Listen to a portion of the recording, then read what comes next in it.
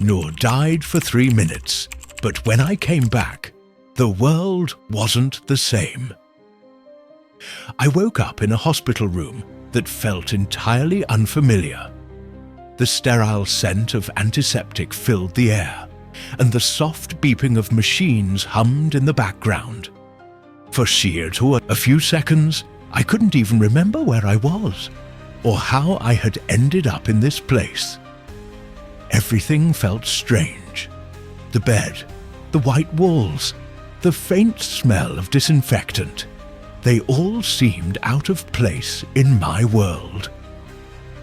But the real confusion hit me when I turned to the side and saw my sister, Emily, sitting in the chair beside me. Her face was drawn with concern, and there were dark circles under her eyes. She looked like she hadn't slept in days, yet I couldn't remember why. I blinked, trying to focus, trying to recall what had happened, but there was nothing. It was as though my memory had been wiped clean, as if the past few days, or maybe even weeks, had vanished completely. "Jack, you're awake," she said, her voice trembling slightly, as though she wasn't sure whether to laugh or cry. Thank God. Her relief was palpable, but it only made the uncertainty in my chest grow. "What happened?" I asked, my voice hoarse from what felt like a long silence. I tried to sit up, but a wave of dizziness hit me and I had to lie back down. Everything spun, and I could hear the rustling of the bedsheets beneath me. "Are you feeling okay?" Emily asked, her brow furrowing as she studied me, as though searching for any sign of something that wasn't quite right. I tried to remember how I got here, but nothing came to me.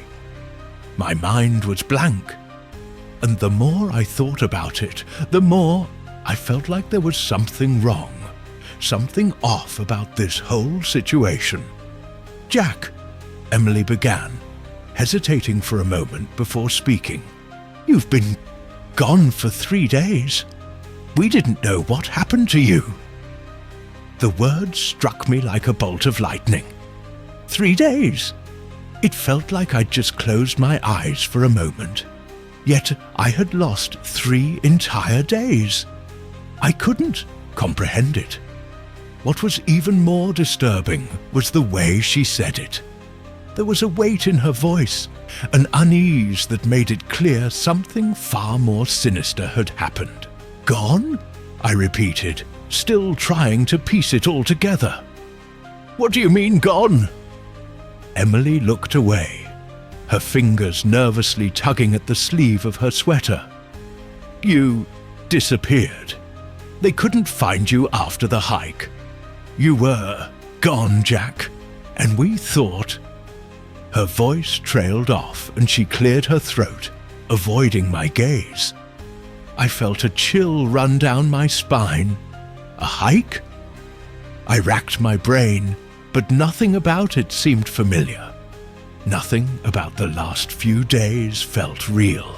All I could think of was the last memory I had.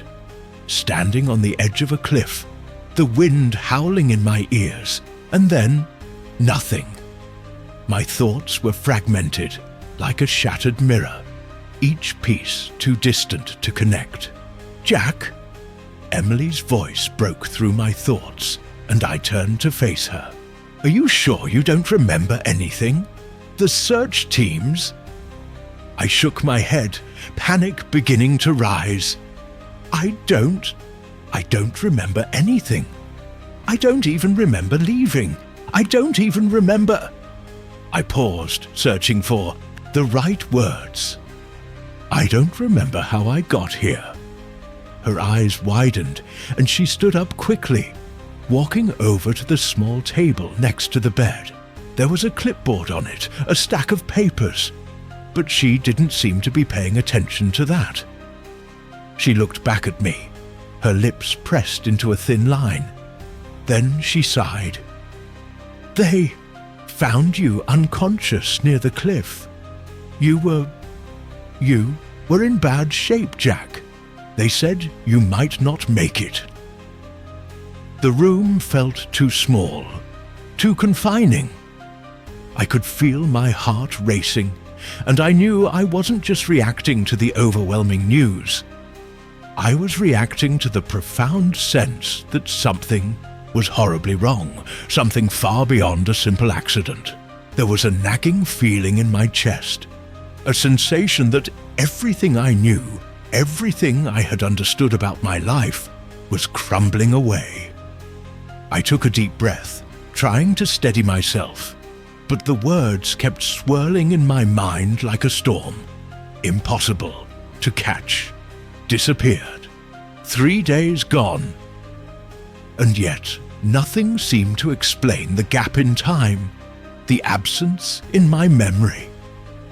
It was as if I had slipped through the cracks of reality, only to return to a world that was unfamiliar and different. Glanced at the window, noticing the sunlight filtering through the blinds, casting long shadows across the floor. It was a typical day outside, or at least it looked like it. But something about the air felt off, as though it had shifted while I was gone. I couldn't explain it, but the sense of wrongness grew stronger. Emily, sensing my unease, sat down on the edge of the bed. "You've been through a lot," she said softly, trying to comfort me. "The doctors said you were lucky to make it out alive." Alive? I wasn't sure what I was anymore.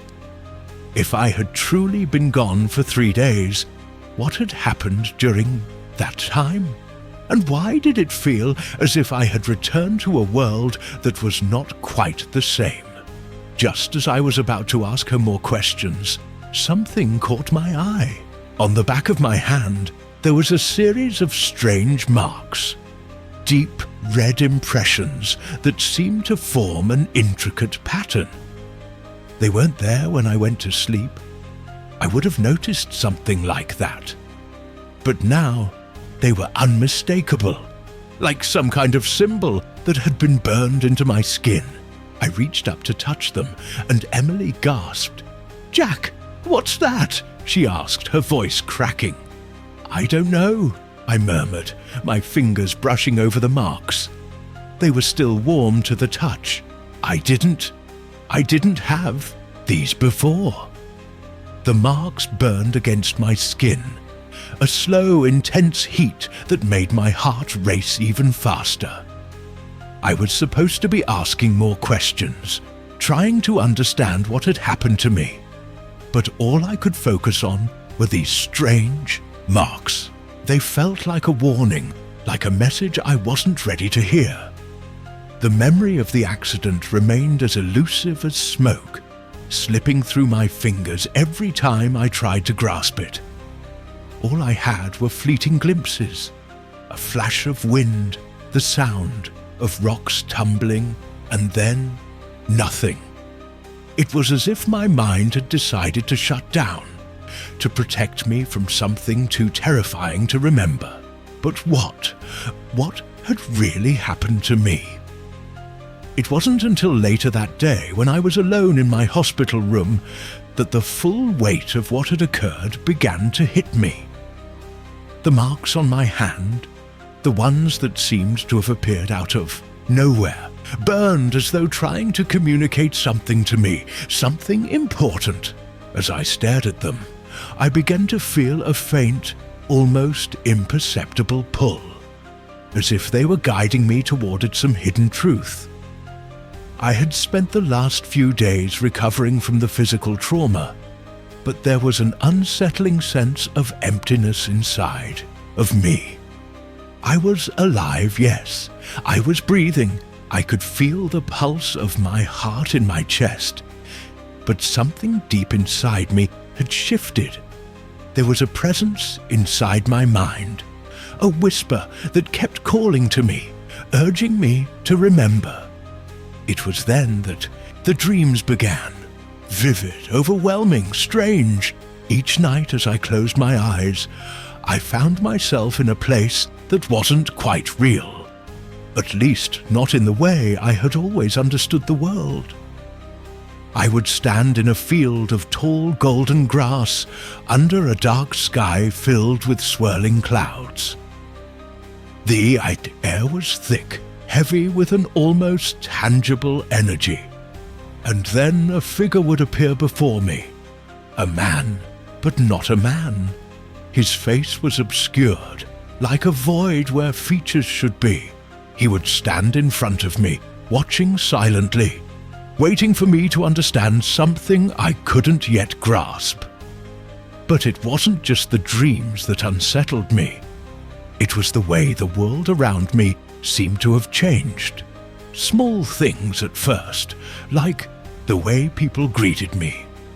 My friends, my family, they acted as if they knew something I didn't.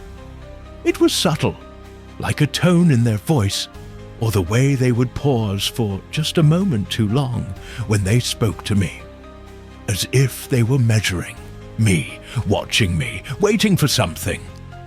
The strangest part was how I felt, disconnected, out of place, like a stranger in my own life. When I looked in the mirror, I saw the same face I had always known, but it didn't feel like mine. The eyes staring back at me seemed unfamiliar, as though I was peering into the soul of someone else, someone who had been through something that had changed them beyond recognition. But I couldn't explain it. I couldn't explain the emptiness that consumed me, or the fear that twisted my gut. And then there were the visions. At first, they were fleeting, just brief flashes of images and sounds that made no sense. But over time, they became more detailed, more specific. I would see flashes of events that hadn't happened yet. Scenes of a city in flames, people running in panic, a sky that bled into red and orange. The sounds of screams, of desperation, would fill my ears, and I would wake up drenched in sweat, my heart pounding in my chest. Each time I had one of these visions, I felt a strange pull toward them, as if they were meant for me, as though I had been shown a future I couldn't avoid. The first time it happened, I woke up gasping for breath, my mind racing. It had felt so real, so tangible. I could almost smell the smoke, feel the heat on my skin. It was as if I had lived through the event myself, as if I had been standing in the middle of that devastation. I tried to ignore it at first, brushing it off as just a side effect of the trauma, a way my mind was processing what had happened. But the more I tried to dismiss it, the more intense the visions became. And then one night, as I sat up in bed, I realized something I hadn't before. The visions weren't just about the future. They were connected to me. They were messages, warning me about something I had to stop, something I was meant to prevent. It wasn't until I spoke to Daniel, my best friend, that I began to understand the magnitude of what I was experiencing. Daniel had been there when I was found, though he had never fully understood what had happened to me. He had been one of the first to visit me in the hospital, trying to make sense of my disappearance and the strange events that followed. But when I told him about the visions, the strange feeling that I wasn't in the same world I had left, he didn't brush me off like I expected him to. Instead, his face darkened, and he told me something that made my blood run cold. "I've been doing some research," Daniel said, looking around the room as if checking to see if anyone was listening. "You're not the first one, Jack. There have been others. People who've disappeared, just like you did. And when they come back, they're different. Not just physically, but mentally. It's like they've crossed into another reality, another timeline. I felt a chill run down my spine. What are you talking about? Another timeline? Daniel hesitated for a moment, as though choosing his words carefully. There's this theory about near-death experiences and time travel. Some people believe that when you die, even if it's for just a few minutes, you don't always come back to the same place you left. It's like the veil between worlds gets thin and you slip through. Some people come back with memories of the future or with visions of things they shouldn't know. The words he said felt like they didn't belong in this world. Time travel? Different realities? I had to admit, part of me didn't want to believe it. But the more I thought about the visions, the more I realized that what Daniel was saying made sense. I had felt the shift, the dissonance between the world I had known and the one I had returned to. Something had changed, something big, and I had no idea how to fix it. Do you think I've crossed into another timeline? I asked, my voice barely a whisper. Daniel didn't answer right away. Instead, he stared at me, as though weighing the enormity of the question. I don't know, man, but I do know this. We have to figure it out. There's something bigger going on here, and you might be at the center of it. I didn't know what to think, but deep down, I felt that Daniel was right. There was a reason why I was having these visions, a reason why everything felt so wrong, and the more I dug into it, the more I realized that I might not just be a witness to the changes happening in the world. I might be the one who caused them. The more I tried to make sense of what Daniel had told me, the more confused I became. The idea that I could have crossed into another timeline seemed absurd, like something straight out of a science fiction novel. Yet everything around me felt different. People I had known for years acted strangely toward me. Friends would stop mid-conversation, their eyes scanning my face as though they were seeing something they hadn't seen before. My own reflection in the mirror seemed foreign. It was me, yet not me. The face staring back was unchanged, but I felt like a stranger inhabiting my body. I couldn't explain it. Every detail of my life seemed to have been altered in some subtle, unnoticeable way. I was the same Jack Carson, but the world I had returned to didn't quite fit. It was as if a thread had been pulled, unraveling the fabric of reality itself, leaving me stuck in the middle of something far bigger than myself. I couldn't shake the feeling that the visions I'd been experiencing were somehow connected to this shift. They weren't just dreams or hallucinations. They felt real, too real. The images of the future, of a world in chaos, had been persistent. A city on fire, people running, an impending disaster that I couldn't quite place. And I had been there. I knew I had. I had lived through it, even though it hadn't happened yet. The strangest part of all this was the marks on my hand. They burned whenever I thought about them. They weren't just random scars. They were symbols, patterns that seemed to change when I wasn't looking at them directly. I couldn't make sense of them. No one could, not even the doctors. That's when I decided to seek out someone who might have answers. Dr. Elena Rivera was a specialist in rare phenomena, particularly those involving near-death experiences. She had a reputation for studying things that others dismissed as impossible, from time distortions to what some referred to as time fractures. Her work had always been considered fringe, but it intrigued me. And at this point, I didn't care how unconventional it was. I needed answers. I found her office in a part of the city that felt like it had been forgotten by time. The building was old, its brick facade chipped and weathered. But the moment I stepped inside, I was greeted by a strange sense of calm.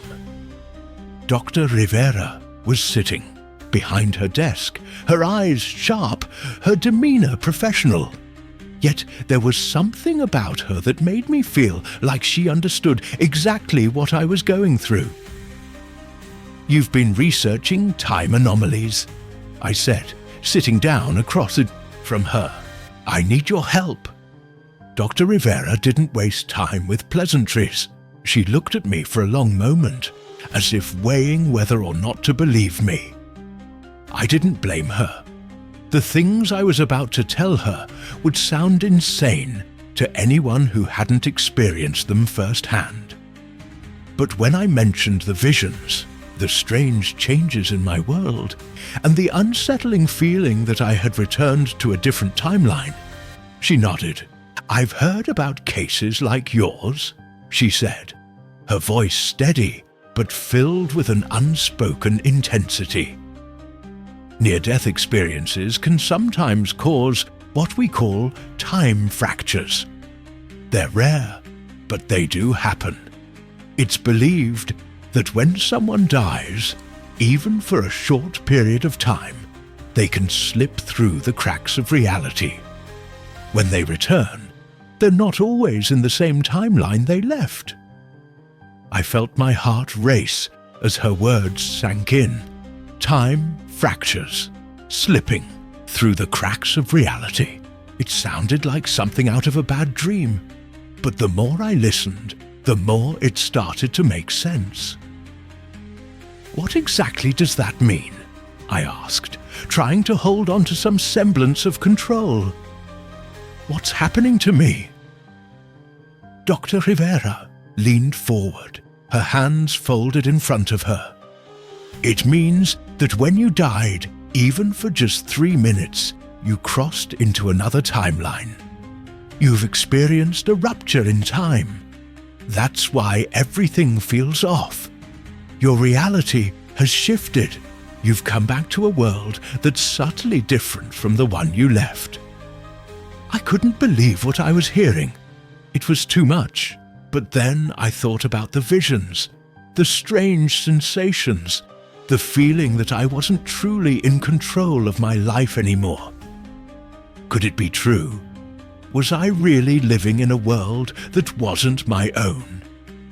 "Are you saying that I'm living in a different world now?" I asked, the words tasting strange as they left my lips. "A different reality?" Dr. Rivera nodded slowly. "Yes, the timeline you left may not be the one you've returned to. In fact, it's possible that the timeline you're experiencing now is just a variation of the one you knew. Subtle differences like the missing friend, the strange reactions of the people around you, the visions of things that haven't happened yet." I sat back in my chair, my mind racing. This was more than I could process. "But why me?" I asked. "Why did this happen? Why did I come back to a different world?" Dr. Rivera sighed, her expression darkening. "That's the question, isn't it? There's still a lot we don't understand. Time fractures are not fully understood, but there are theories. Some believe that people who experience near-death events have a unique role to play in these shifts, that they are meant to change something in the world, something important." "Change something?" I repeated, confusion thick in my voice. "What do you mean?" Dr. Rivera hesitated. "I can't say for sure, but I believe you've been shown the future for a reason. The visions you're experiencing, they might not just be glimpses of the future. They could be a warning, a glimpse into a reality that might come to pass if you don't act." I stared at her, trying to wrap my head around everything. The idea that I was somehow responsible for altering the timeline, that I was part of something bigger, felt overwhelming.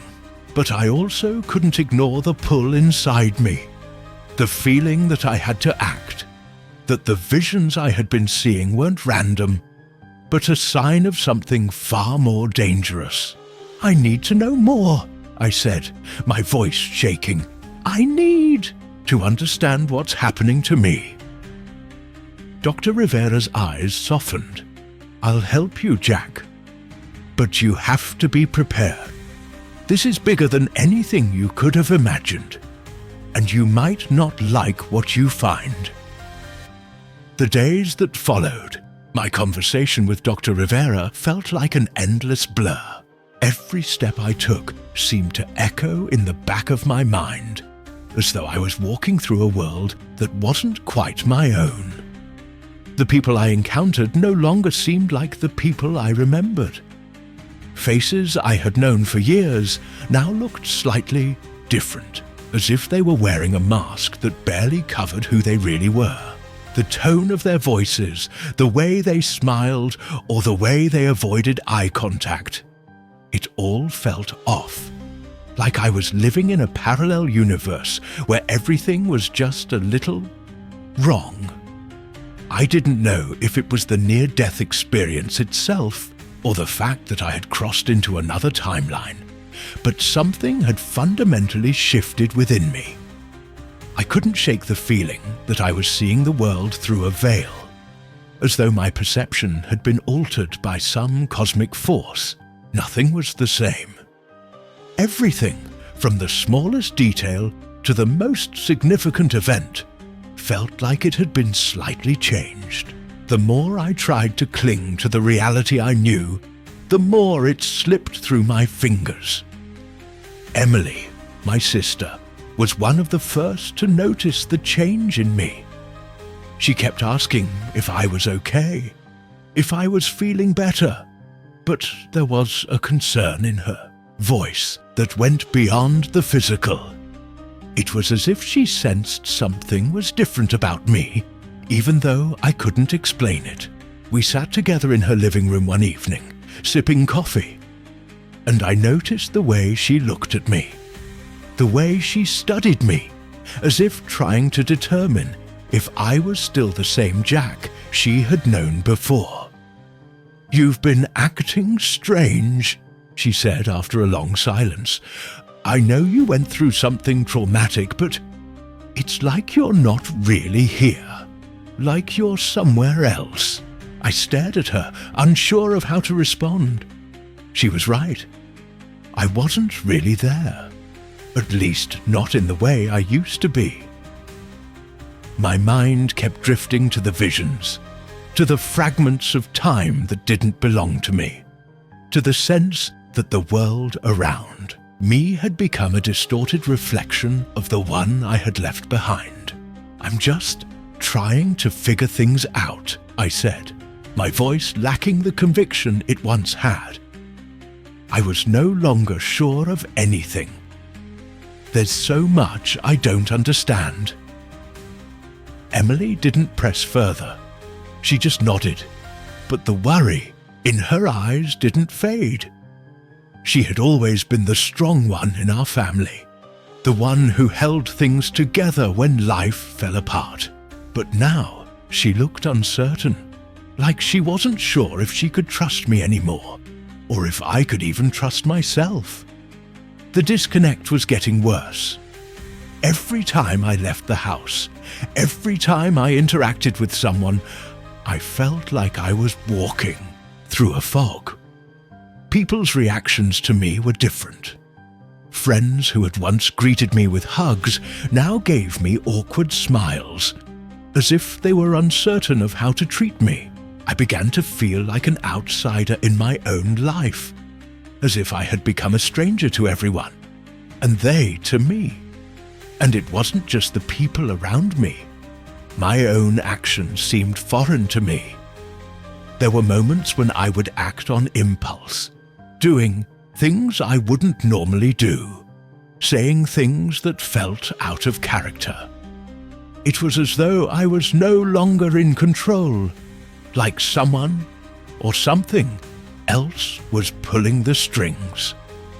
But it wasn't just the people or my own behavior that had changed. The world itself felt different. I couldn't explain it, but I could feel it in my bones, the sensation that something had shifted. I started noticing small, almost imperceptible details that didn't fit. A shop that had always been on the corner had moved across the street. Street signs had changed. Buildings had new names. Little things, but enough to make my skin crawl. I wasn't sure if they were changes I had overlooked before, or if they had happened after I came back from the other side.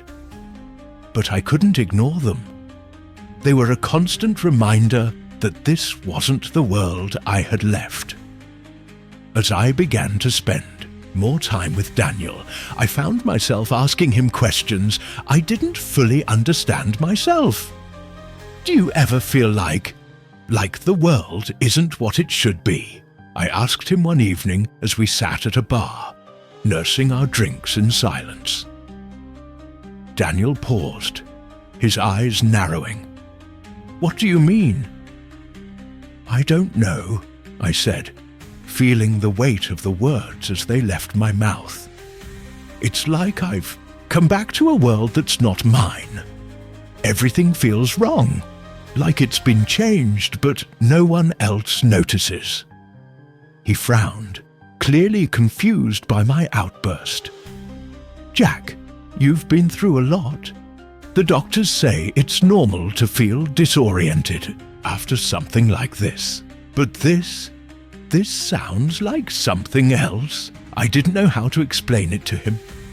The more I thought about it, the more I realized that I couldn't explain it to anyone. How could I tell them that I felt like I had stepped into a different version of my life? How could I tell them that the reality I had known no longer seemed to exist? The tension was starting to build, both inside me and in the world around me. The dreams continued, more vivid and intense than ever. The figure in the field, the man with the featureless face, was becoming more frequent, more insistent. And every time I woke up, I was filled with a sense of dread, as though I had just missed something important, something I needed to understand. But the most unsettling thing of all was the mark on my hand.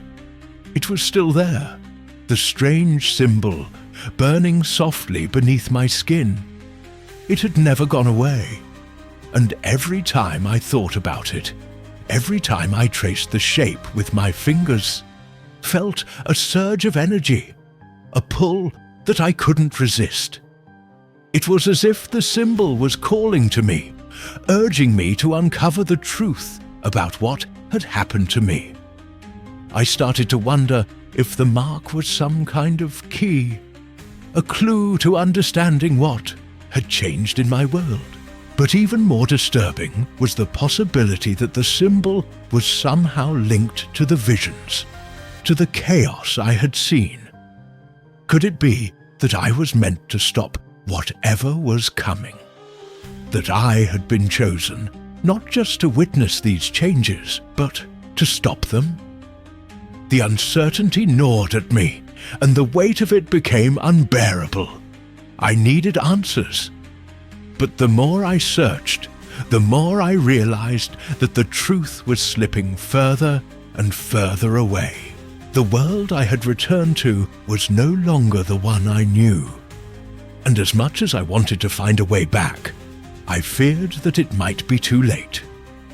The growing sense of unease in my chest had become unbearable. It wasn't just the strange changes in the world around me anymore. It was the nagging, persistent feeling that something terrible was about to happen. The visions I'd been having, though still fragmented, were becoming clearer. And they all pointed to one thing: a future that was filled with destruction and chaos. The city I saw burning, the people running for their lives, it wasn't just a dream. It felt like a warning, a glimpse into a future I was somehow connected to. I knew I couldn't wait for things to unfold on their own. If what I had seen in the visions was true, then I had to act, and I had to act fast. But I had no idea what I was supposed to do. How could I prevent something I didn't fully understand? How could I stop a catastrophe that seemed inevitable? That's when I remembered Dr. Rivera.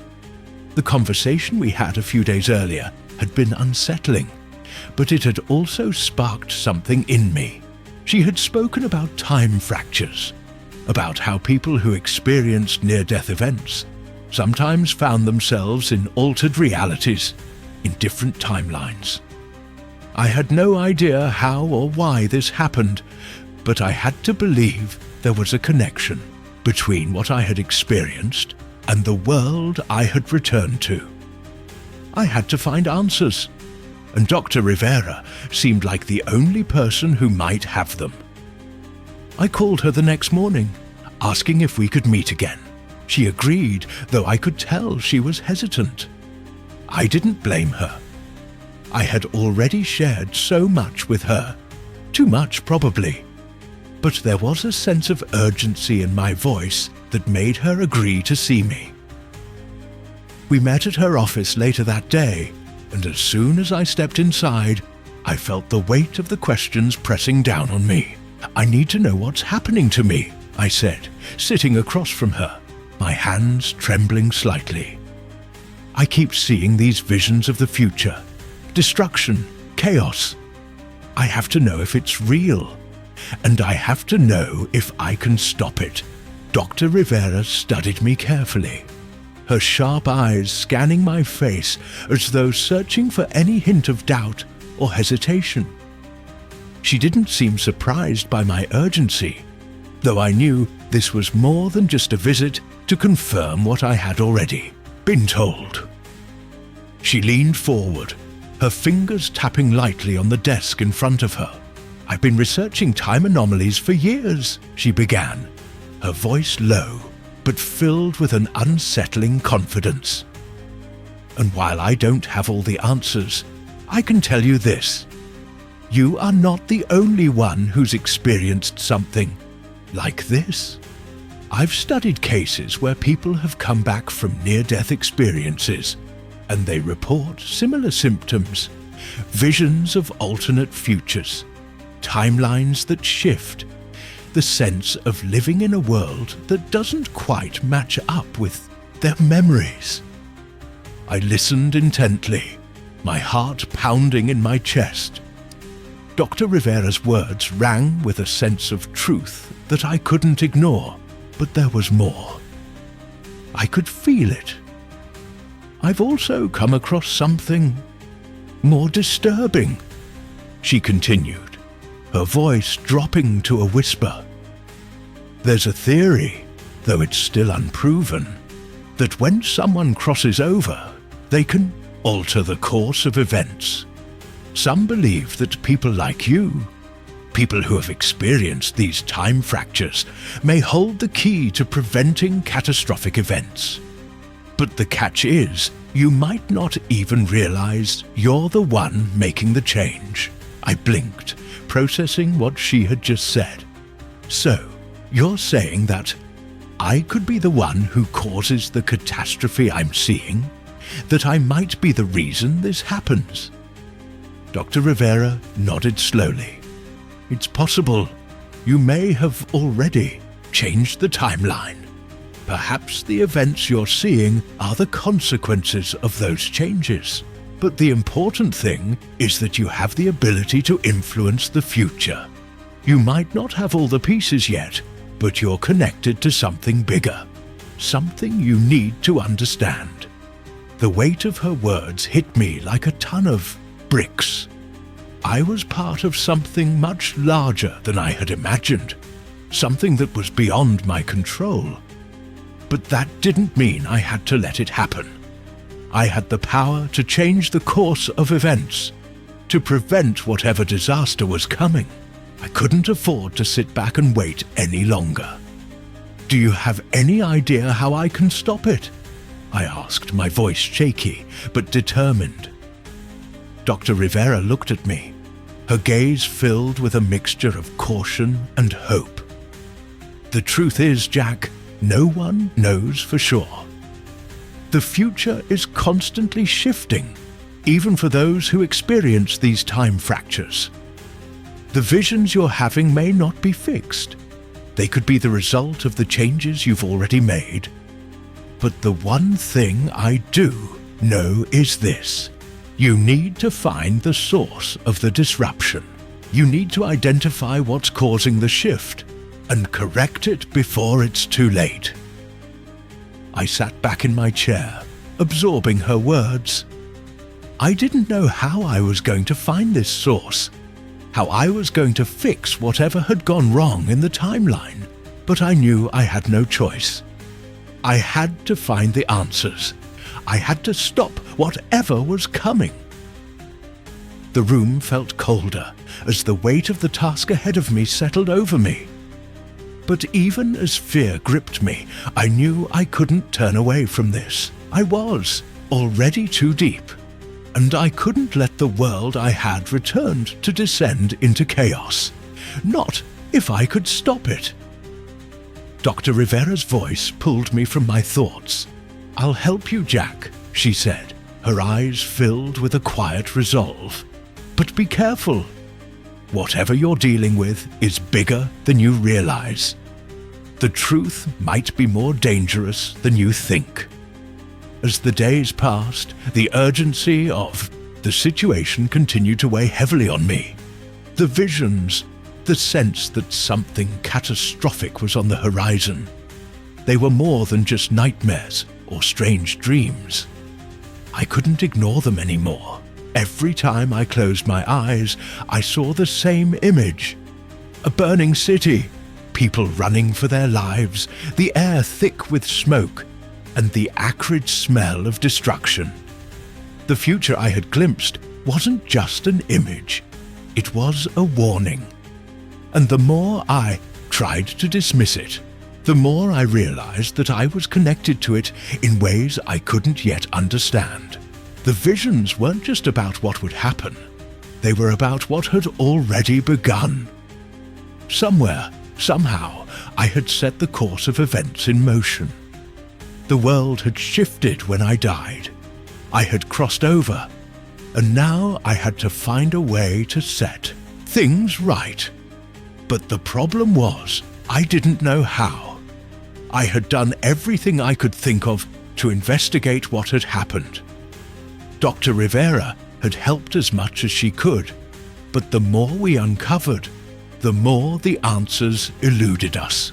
It was like trying to find a needle in a haystack.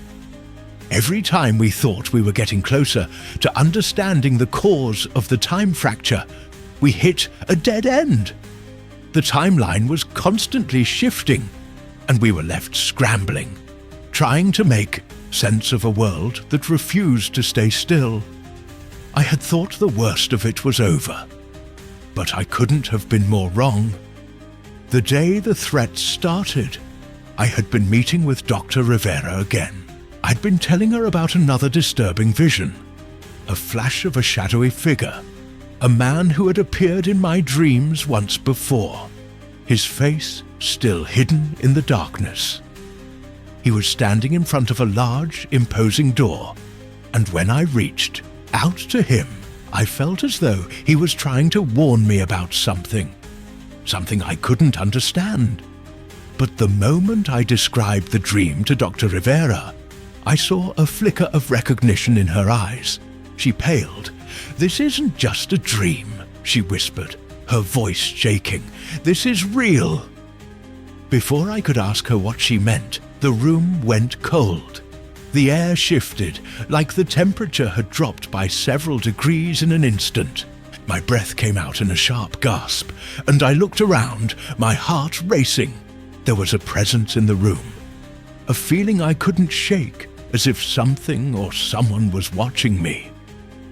I turned to Dr. Rivera, but she was already standing, her face tense and alert. "Do you feel that?" she asked, her voice tight with fear. I nodded. fear creeping up my spine. What is it?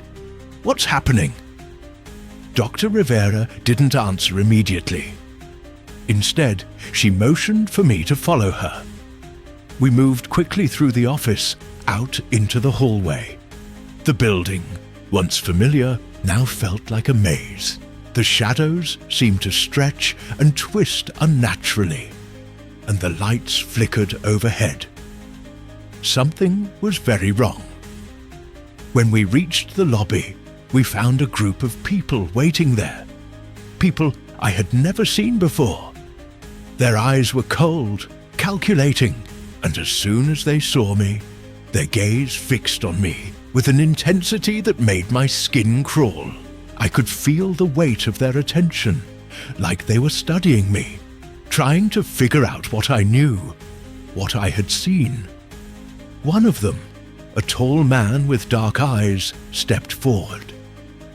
"Jack Carson," he said, his voice low and menacing. "We've been watching you." My heart skipped a beat. "Who are you?" I demanded, my voice trembling, but my anger giving me some semblance of strength. "We are the ones who make sure time stays in its proper place," the man replied. "And you, Jack, have become a problem. You've crossed into a timeline you shouldn't have, and now we're here to clean up the mess you've made." I didn't understand. "What do you mean? I didn't ask for this. I didn't choose this." "You don't have to," the man said, his smile chilling. "The timeline doesn't care whether you chose it or not. It's broken now, and you're the one who caused it." Before I could respond, a sharp pain shot through my head, and the world around me began to spin. The walls seemed to warp and bend as if they were made of liquid. The people in the room blurred, their faces melting into one. And then the man's voice echoed in my ears, louder and clearer than anything else. "You've altered the course of time, Jack. Now, you must fix it, or suffer the consequences." I tried to fight it, but I could feel myself losing control. My mind was being pulled in different directions, and everything I had ever known, the people, the places, the reality I had lived in, felt like it was slipping through my fingers. And then, as suddenly as it began, everything stopped. I was back in my hospital room, but it wasn't the same hospital room I had woken up in days ago. The walls were different, the machines, the equipment. It all looked strange. The air was thick with an unsettling quietness, as if the world outside had been silenced. I felt an overwhelming sense of dread flood over me, and I knew that whatever I had just experienced was not a dream. It was real. I had crossed into another version of the world, a place where I didn't belong, a place where everything was wrong. The presence that had been watching me, the one I couldn't escape, was now closer than ever. The shadowy figure from my dreams was real, and I had brought him back with me. I had been warned. Now I had to make a choice. I could try to fix the timeline. I could try to undo whatever I had done to set these events in motion. But I knew the truth. There was no going back. I had crossed the threshold, and now I had to face the consequences. Whatever happened next, I would be responsible for it. And so, as the weight of the decision settled over me, I realized that I wasn't just fighting for my life anymore. I was fighting for the future of everyone I had ever known. The fate of the world rested in my hands.